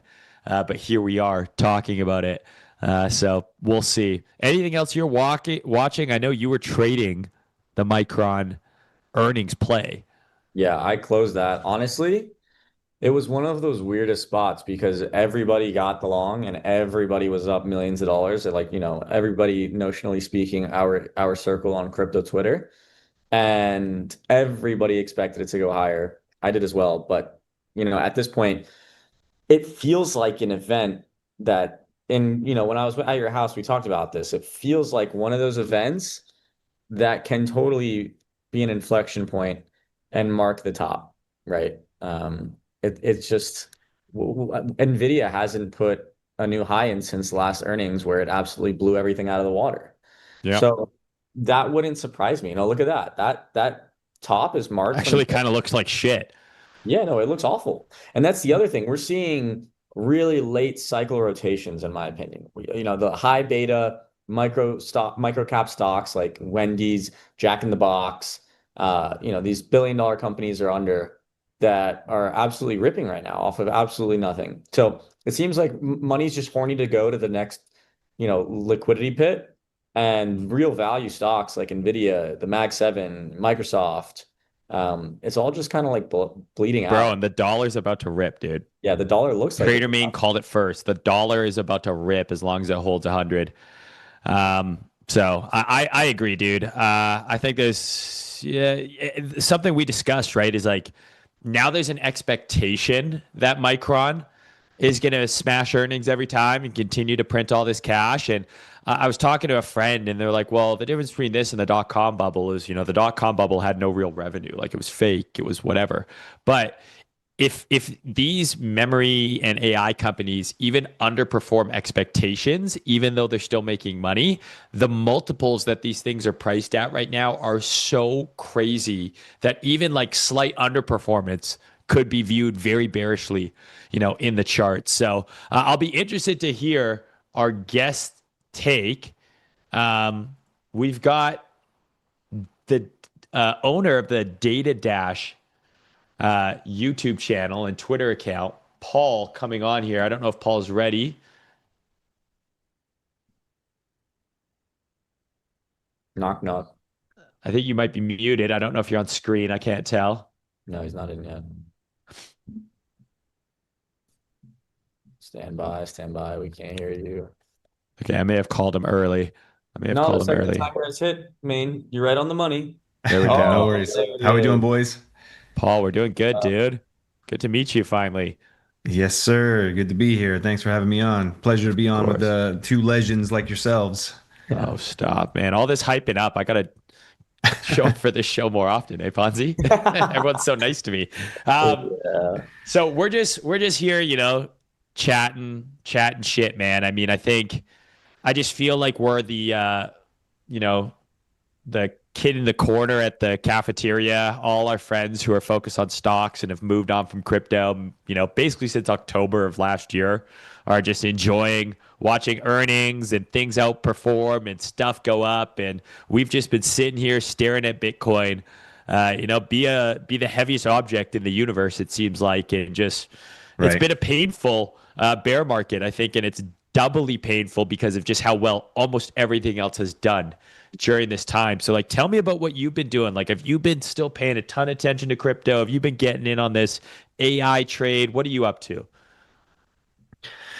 Yeah, so I mean, AI wise, that's its own like ballpark essentially. With the crypto trade, or like the bear market, the bull market, whatever, however you want to view it. I'm not sure if you guys can see my screen, but I do have a chart we could kind of pull up and just take a very simple look at Bitcoin. Specifically at least. But like the idea here with like, AI versus crypto, it's, okay, there we go with the Bitcoin chart there. Very, very cleanly, like looking at crypto, alone. With Bitcoin, yes, in a little bit of a, downturn here, down sizably from the overall all-time high, while yes, like stocks are pulling back, pushing up at the same time. It's a weird time, and one of the things that I like to look at is like the 18 to 20 year business cycle, the housing market cycle, and all those things that essentially are aligning with a big run that it tends to end after, like I said, 18 to 20 years. I've kind of been looking at crypto in the sense of looking at a potentially putting in a first 20-year cycle as well, since we've basically seen it. It's been putting in these 4-year, cycles, if you want to look at those kind of categories there. The thing I don't like to talk on or like really focusing on like 4-year cycle as it is by itself is that I feel that term or that, I guess that overall idea, it sits in a very specific realm that's just kind of dynamic. And a lot of people tend, years ago, like for example, the 4-year cycle to me was we would get a overall bull run in crypto. You get the move in Bitcoin. You get a top, then you get a month or two of like altcoins going crazy. You don't see a new all-time high before the halving. All these things like so.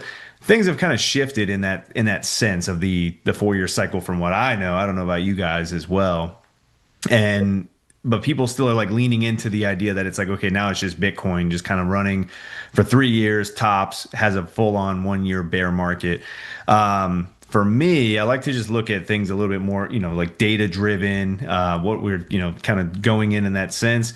And up until the high that came in at $126,000, I was tracking a major harmonic pattern, which is a sequence of Fibonacci's. It's known as the AB equals CD pattern, and it goes all the way back to like 2018's low. And this is hopefully like a pretty simple setup here, and you had the 2018 low down here at the $3,000 mark. Our 2021 high came in as our B point. And this is, again, a sequence of Fibonacci's, which basically is from A to B. It takes around the same time frame to project off of our C point, gives us a D point. There's, again, like Fibonacci expansions that all kind of align with it. Fib times come into play. And the week of the September the 29th was like a big zone for this to basically come in as a major reversal. So it happened to align with our 4-year cycle as well. I know that there was like a lot of chatter going around at that time with like October 6th essentially being the high of the market, which literally ended up being just that. Day, so right, literally to the day. Yeah, like it honestly, like looking back, I'm amazed at how that all played out, because just in a simple manner, just this setup for 1, for 2, that alone, I guess.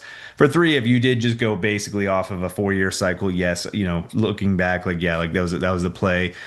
However, for me, I just like to look at these things in the sense of like, at some point it's going to break, whether or not that's like front run or not. Like, so, I had that, area, that, region for a top for between 122 and 140 was like my zone that we'd see a major like inflection point in the market, for one, meaning that you'd see at this point, if we're going in a major uptrend, you'd more than likely see a reversal. This zone down here is the target area of this major multi-year pattern, which we have essentially come into.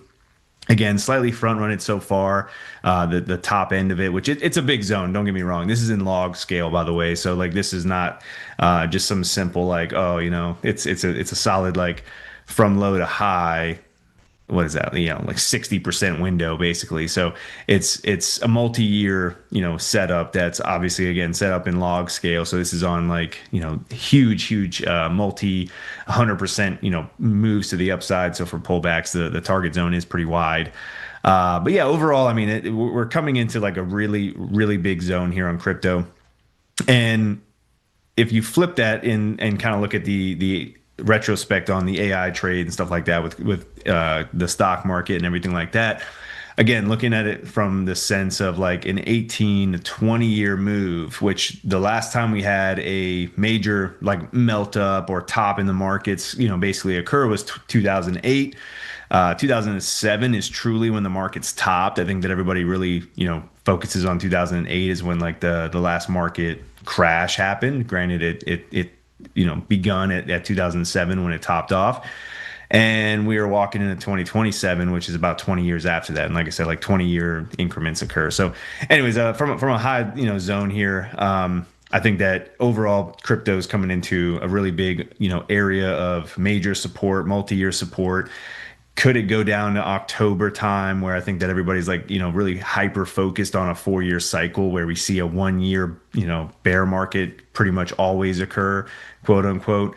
It's questionable because for me, I feel like between where we are right now and then we could see a sizable, low or bottom come in, and it could potentially front run that October or Q4 low time frame that everybody's kind of focused on. But ultimately, I think it's a really, really big time to be paying attention for crypto, just in my eyes. So curious to hear, your guys' feedback as well. So Yeah, a few things.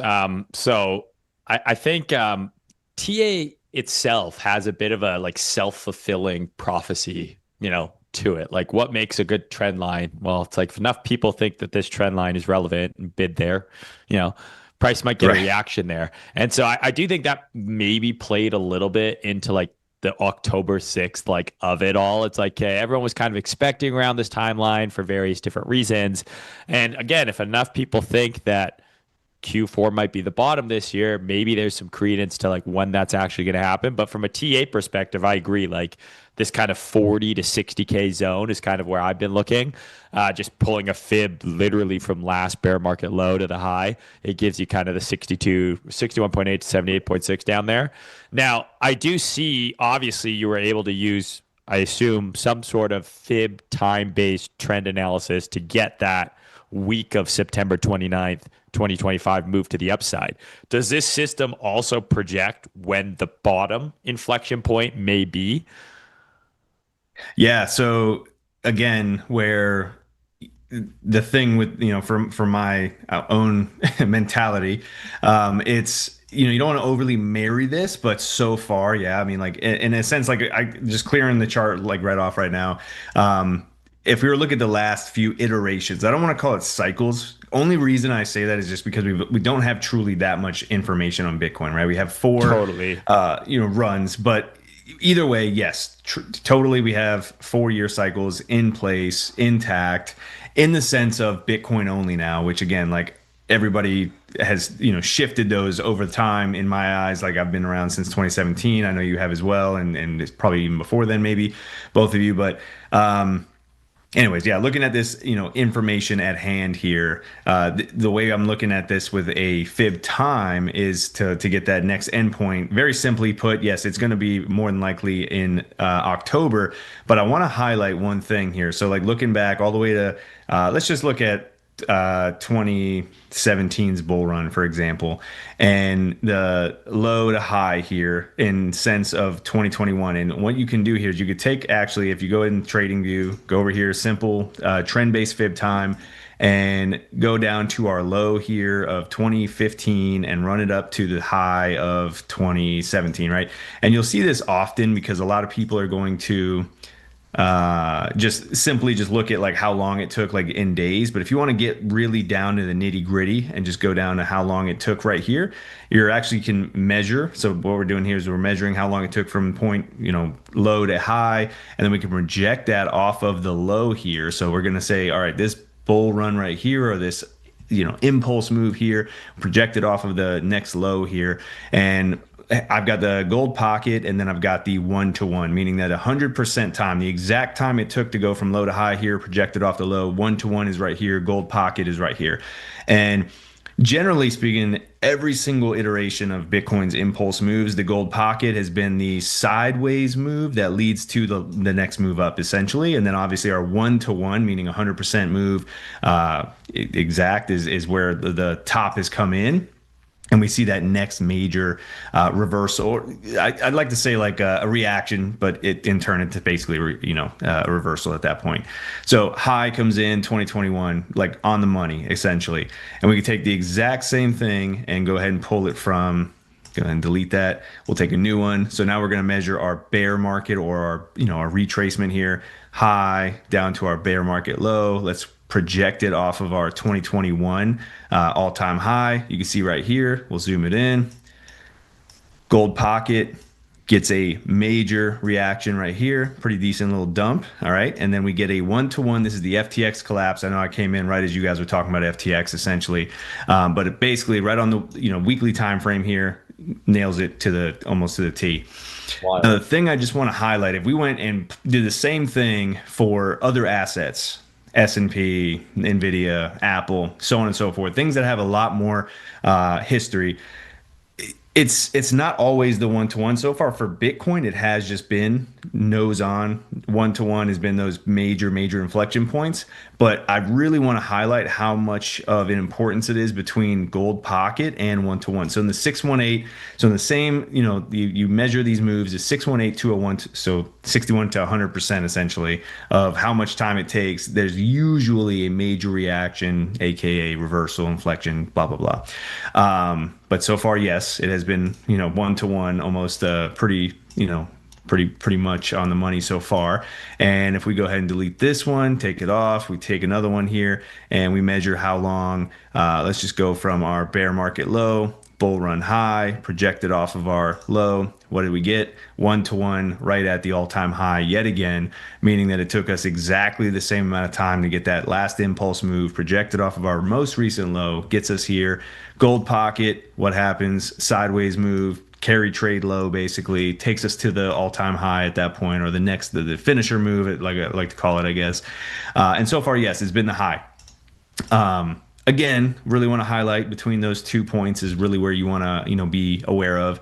The impulse moves are a lot bigger in time because a lot of times it's 3 years or 2 to 3 years in an impulse, and then you just kind of get a shorter time frame down. But let's just go with the same thesis here. And as far as looking for where that low point could come in, we're going to measure our last high to low. We're going to project that off of our current high right here, and gives us our gold pocket in time, which we are just now crossing, which gave us yet again a major reaction. It was literally the reversal at $83,000, brought us down to where we are now. And where we are between today and the week of October, it just happens to be October 6th on this example point, which is exactly 1 year from the previous high, giving you that old 4-year cycle theory. So if that is the case, it is what it is. But I just want to highlight that between where we are right now until then, you can easily get a major reversal put in play here. So it's just we're in that window of time that if you're looking back even here, right? Like if it's almost like if anybody was to talk on buying Bitcoin at 25 or 15, would they have been upset by the time? You did good either way, right? Right. And I think right. What you're really showing here, which I think is a very important thing for the audience, is trying to get the day is a fool's errand, right? You want to buy near the low in the time frame where you believe the bottom could, should, might form. It's not about buying on October 6th, even if that day potentially is the day it trades at its lowest, because sentiment will be drastically different as price continues to go down, right? It's very easy to say, oh, well, you're just going to buy 1 year after October 6th. Well, what if we're at 35,000? There's going to be a whole lot of a different feeling, environment, sentiment online versus people saying, well, hey, if I could buy October 6th right now and, we're trading 30% higher, it's a lot easier said than done. So I completely agree with you. It's about buying near the low. You want to catch the meat of the move is what I always say. And I agree. I think right now we're in an area you could argue is value for Bitcoin at 60K based on the run that we just had from 15 to 125. Do I think it goes a little lower and I want to buy more lower? Yes, but I completely agree. Time to pay attention. And to what you said earlier, maybe some of this AI stock trade attention vacuum unwind ends up benefiting Bitcoin when nobody's looking. It finally is starting to get interesting again. Paul, I got to tell you, I've been seeing all kinds of bottom calls that all align for this same confluence, but that has been my favorite depiction of demonstrating visually why it lines up. So kudos to you. I really enjoyed it. Yeah, most people don't realize you can use fibs for everything. Like there's a bit of an esoteric element to the Fibonacci sequence, right? Like I'm sure many of you have heard, like, okay, well, the inside of your ear is a fib spiral, and a seashell is a fib spiral, and they use it in architecture, and it's in the length of the bones in your arm, your DNA.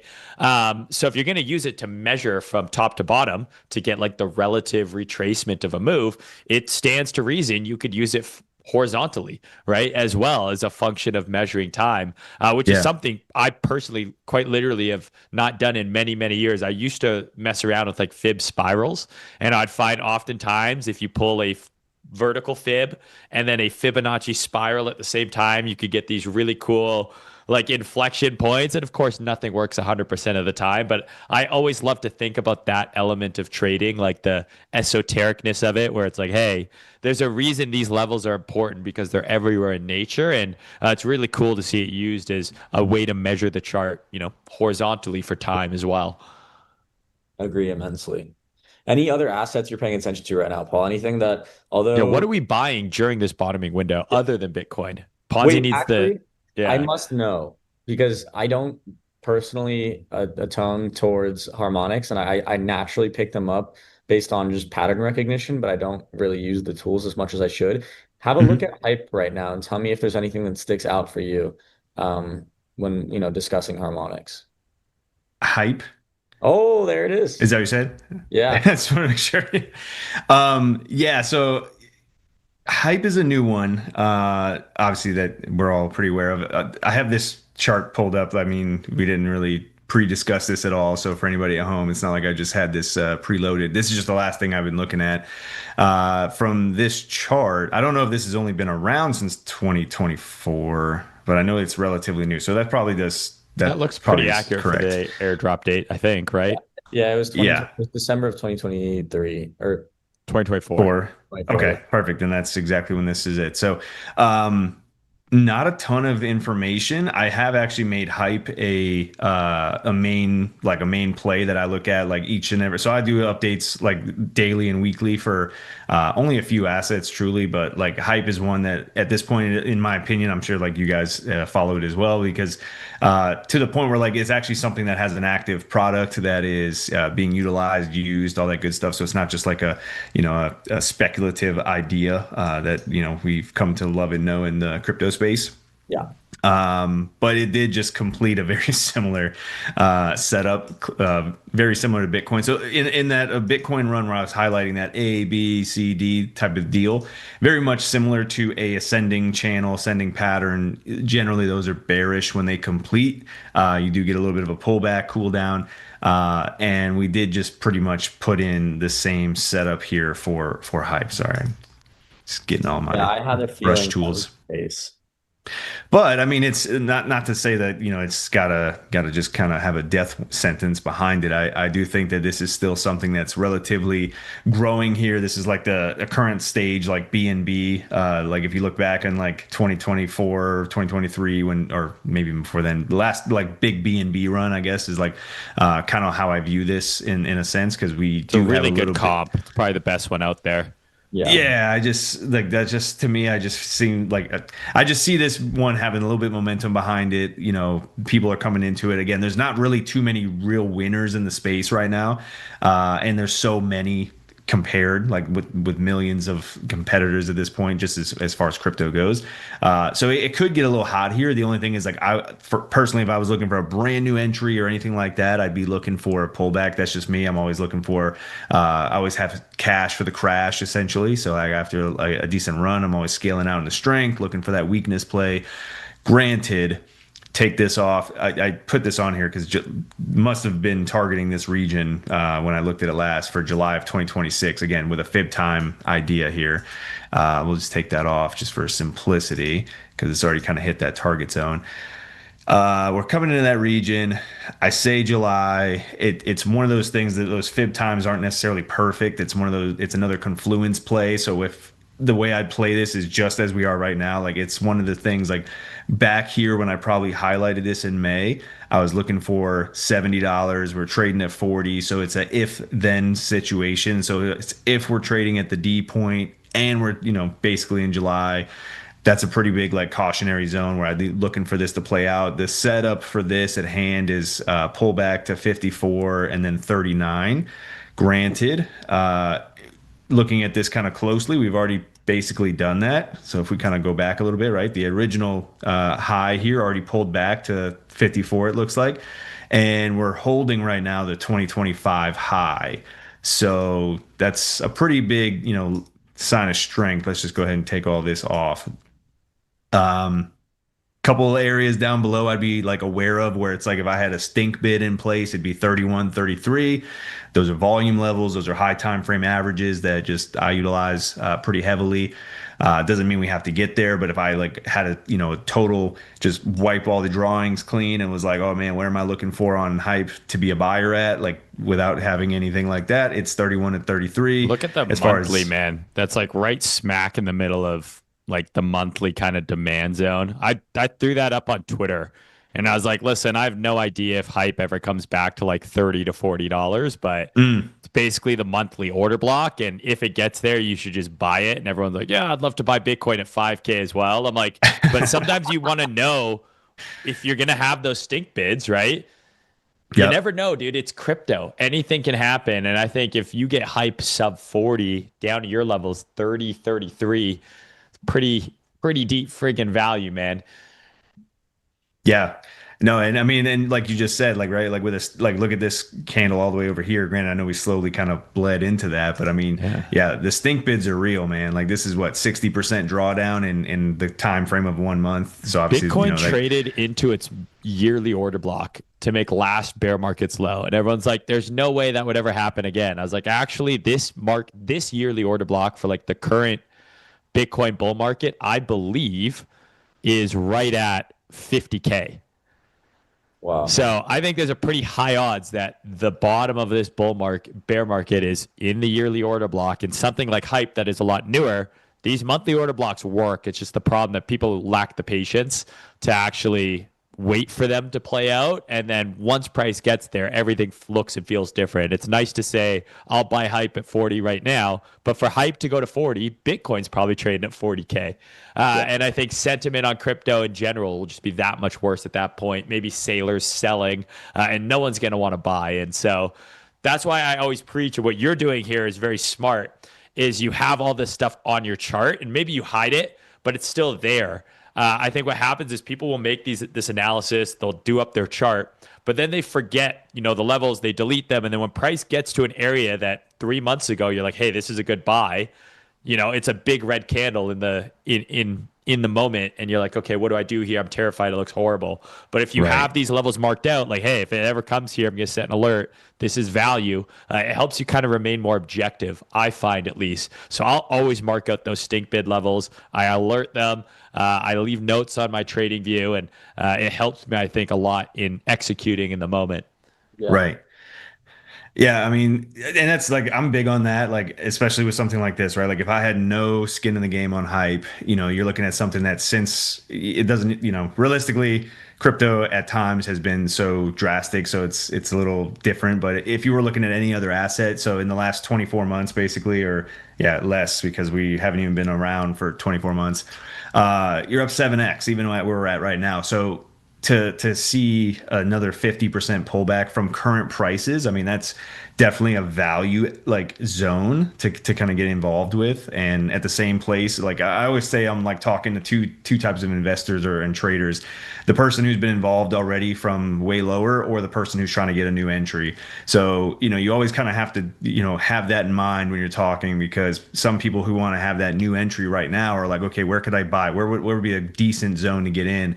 And again, $31 is that spot for me. We may not ever get that, and then I'd be just looking at other assets, because right now it's a 50% pullback from where we're at. But from the run we've had, and because I have, again, high confluence zone where I'd be looking for, and even with looking at this, we have a gold pocket all the way back down at here, which is above that zone that I just highlighted.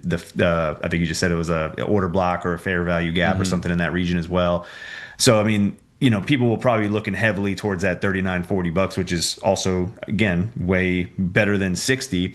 But for me, I'm not a grand buyer right now, as we're even at brand new basically highs, even though if we hold that zone, now you're talking to the holder from, back in these regions. It's like, okay, well, where could this go? Like, say this holds, and then it's like, okay, well, $130 is where we could head to from here. That's 113% move to the upside. If I'm a brand new buyer at this point, like I may miss out on that because I can't buy this at 7x for a potential 1x at this point. I'm looking for that, big decline. So yeah, it's a lot of moving parts in that sense on how you want to, approach the market as in a whole. And then on top of that, kind of looking at just like you just mentioned, Bitcoin, you said like 50,000 had a big, overall bull run. What was it, Norder block down there or something like that? Yeah, just look right? at the yearly chart. It's like how it bottomed the last the last cycle, it's like bang on. There's your big red order block. That's where it bottomed last market, and I would not be surprised at all if we trade into that yearly down candle. Yeah. We're doing a lot 40, of talking 45. about what's going to happen tomorrow. I need to know what's going to happen tonight since I'm extremely over leveraged. Are you long? No, this is just the thing that we do every time, Mayne. You don't remember that? This is just like this is the bit. You gotta Oh, run. yeah. My bad. I should've forgot about texted the you. bit. That's I don't know why I insane. didn't text you. That's insane. I missed the bit. I am long soul. We talked about that. Yeah, I'm long soul as well. Like, are you in any trades, Paul? Like, are you actively trading anything? I mean, I know you got, like you said, you've got your levels out, you've got some analysis. It seems like you're leaning overall towards more downside. Are you in any trades now? Or you're like, hey, you know what? This looks good, asymmetric to the rest of the market. Is it even in crypto? Yeah, so I'm actually not like overly leaning, heavily down. I think that, obviously it's one of those things we just kind of have to be aware of or be willing to accept. I mean, for Bitcoin being below February's low, like that's just, yeah, like while we're down here, it's like we've lost pretty big support. So yeah, at that stage we have to look lower, but I'm in the definite, and I guess definite's a wrong word, but I'm in a stage where, yeah, I'm looking for that buying opportunity for the long haul in general. This is one of the few times in the last few years I've actually been picking up full, Bitcoin positions, after the last run up to 126. Like I'm not looking to pick up at 70, 80, 90, $100,000. Ethereum's another one. I actually am under 2,000. I'm a big Ethereum buyer and holder so when I'm talking to those earlier investors, right? So Ethereum's kind of my horse in that sense. And under 2K is where I like just consistently DCA into. I don't really buy above that. Just because of my, my buy percentage there. But if we're looking for like trades of the week type of thing, which is also, I know that what's today, we're about to have a weekly close here in a few minutes.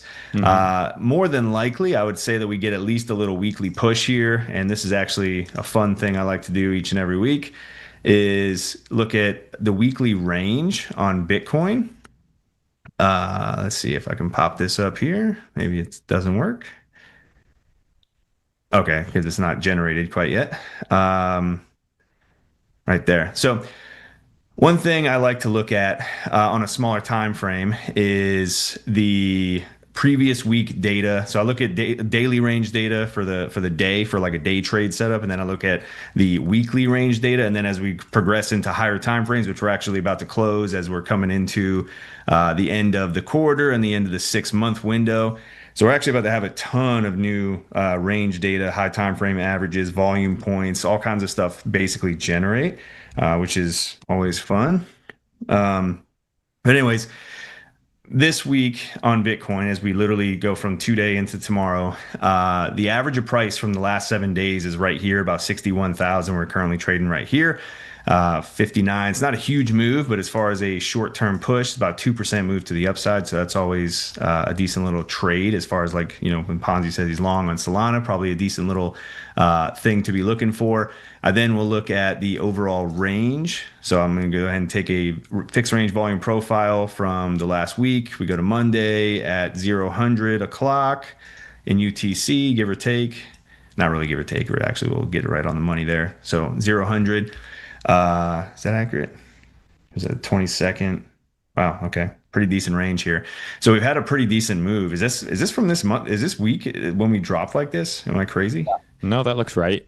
Okay, that's it. All right, perfect. Well, I love a good week like that because generally speaking, and it's always when we do something like this where we actually get the vice versa. You get a big drop, right? And then just like this one, you get a big drop and then you get a big pop and vice versa, back and forth, back and forth. You just, teeter totter. So as we come into next week, which you can just go off of this information as it is now, we have, let's go ahead and mark off the highs and the lows of the week and we'll finish this up really nicely, right? So, to answer the question of what happens tonight. All right, so high. So you're telling me And 100x long right now is what you're saying. He's Finding calling long. for mean reversion, lads. I think 200x long is the play, bro.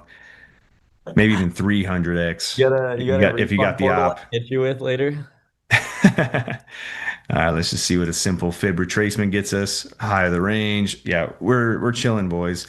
I would say that it is highly likely that we come up to right here this week, which is, again, you're talking 5% move to the upside. So pretty decent move. To see, whether or not we get a rollover or not is the question. But from where we are right now, and again, it's coming into the beginning here. So this is the low.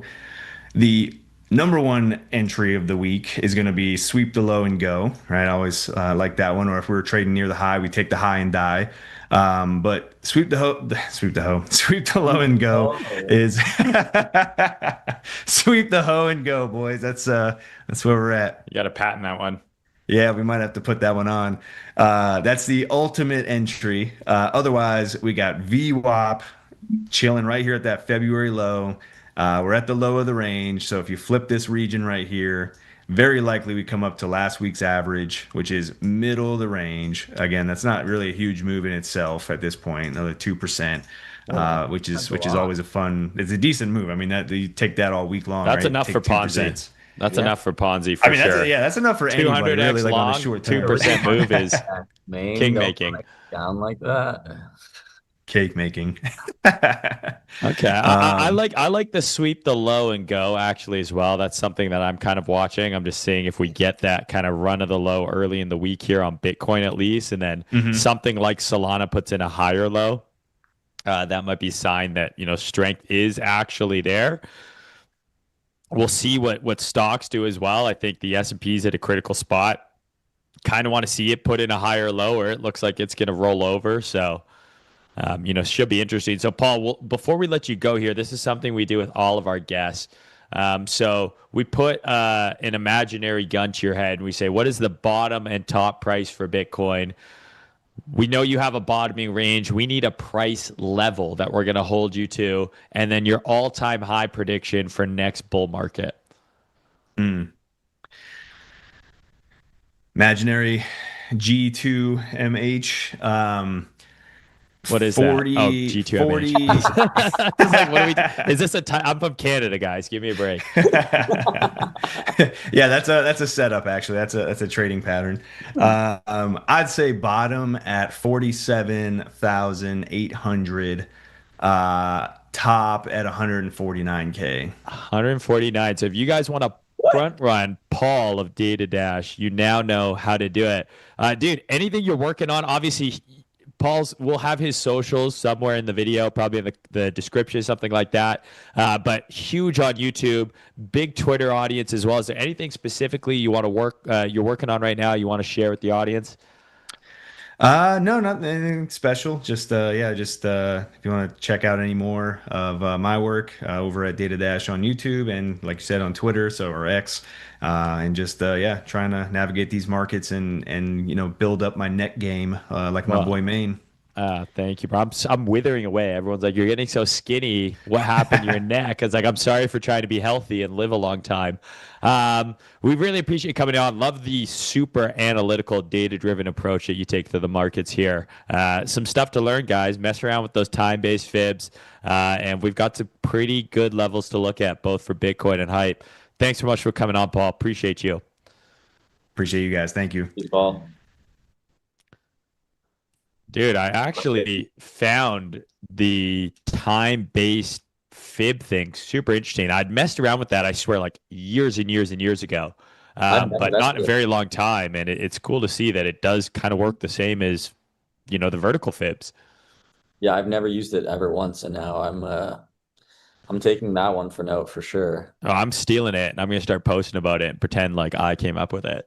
I actually recorded that entire thesis and I'm having AI regenerated on my face with my voice so that I don't even have to, do anything. And I'm gonna post it. Incredible. Do you have AI like Claude doing anything for you on the trading front?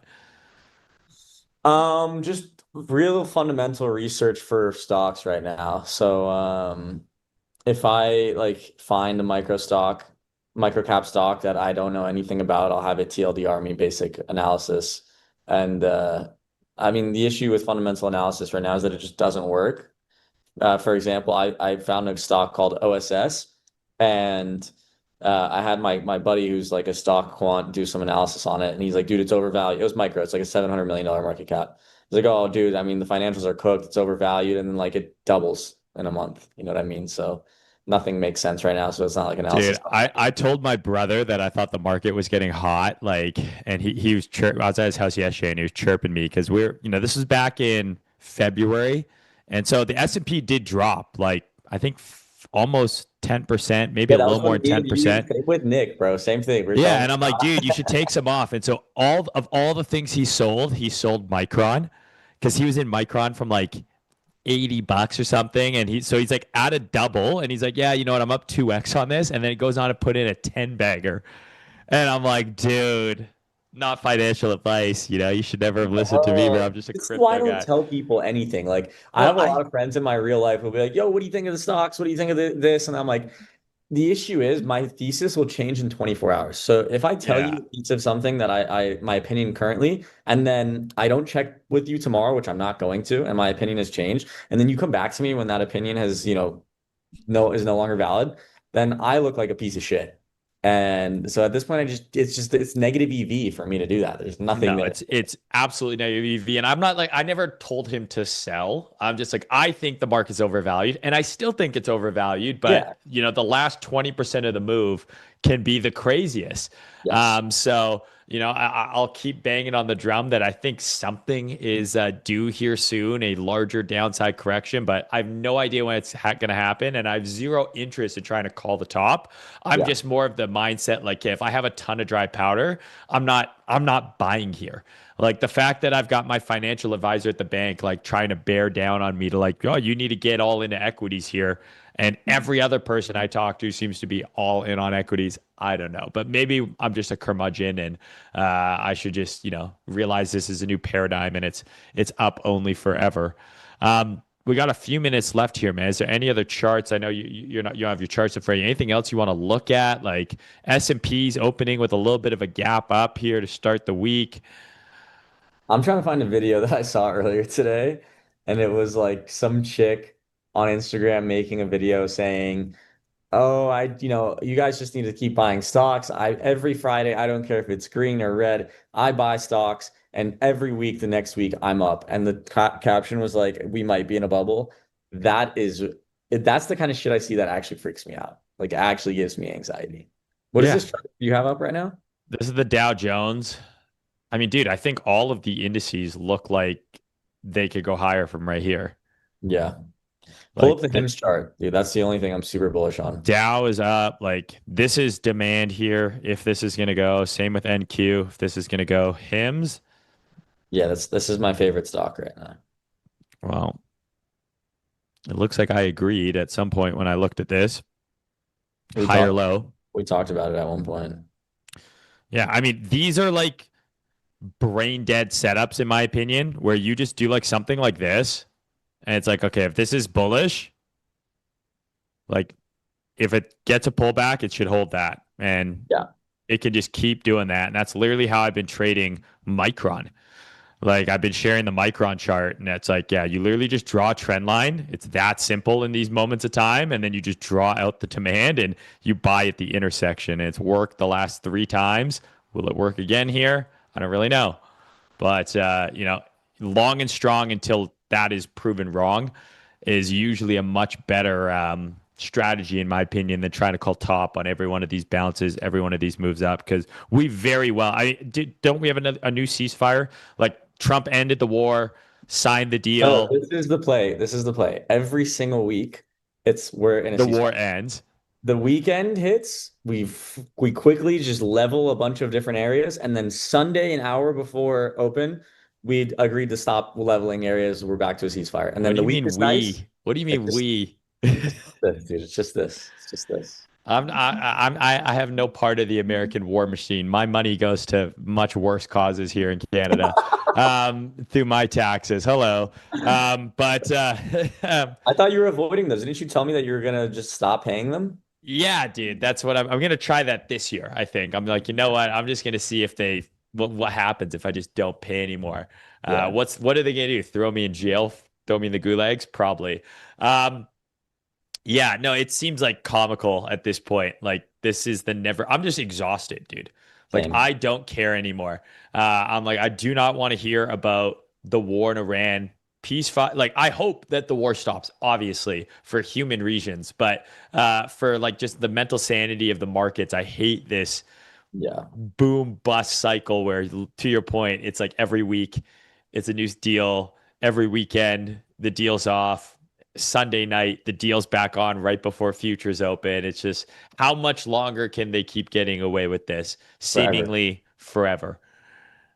Yeah, it's pretty freaking absurd, man. I The mean, midterms are soon, right? Like, yeah, somewhat, a few months. so maybe there'll be a new thing that we can talk New about. shiny thing to blame people for.